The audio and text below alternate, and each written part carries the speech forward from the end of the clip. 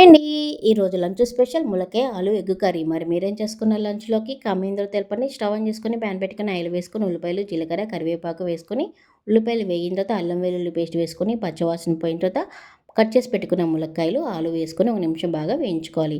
ఇలా వేగిన తర్వాత టమాటా ప్యూరీ, ఉప్పు, పసుపు వేసుకొని ఒకసారి బాగా కలుపుకొని మూత పెట్టుకొని టమాటా ప్యూరీ ఒక 2 నిమిషాలు వేయించుకోవాలి. ఇలా వేగిన తర్వాత తగినంత కారం కూడా వేసుకొని కారం పచ్చివాసన పోయే వరకు వేగనివ్వాలి. ఇప్పుడు మిక్సీ జార్‌లో జీడిపప్పు, కొబ్బరి వేసుకొని మిక్సీ చేసుకున్న పేస్ట్ కూడా వేసుకొని ఒకసారి బాగా కలుపుకొని మసాలా అంతా బాగా వేగిన తర్వాత పావు స్పూను గరం మసాలా, ఒక స్పూన్ జీలకర్ర, ధనియాల పొడి వేసుకొని ఒకసారి బాగా కలుపుకొని తగినన్ని వాటర్ పోసుకొని మూత పెట్టుకొని ములక్కాయ, ఆలు బాగా ఉడికే వరకు ఉడికించుకోవాలి. ఇలా మధ్య మధ్యలో కలుపుకుంటూ ఆలు, ములక్కాయ ఉడికిన తర్వాత ఉడికించుకున్న కోడిగుడ్లు కూడా వేసుకొని ఒకసారి బాగా కలుపుకొని చివరిలో కొంచెం కొత్తిమీర వేసుకొని ఉప్పు, కారం, పులుపు అన్ని అడ్జస్ట్ చేసుకొని స్టవ్ ఆఫ్ చేసుకొని సర్వ్ చేసుకుంటే ఎంతో టేస్టీగా ఆలు, ములక్కాయ ఎగ్ కర్రీ రెడీ.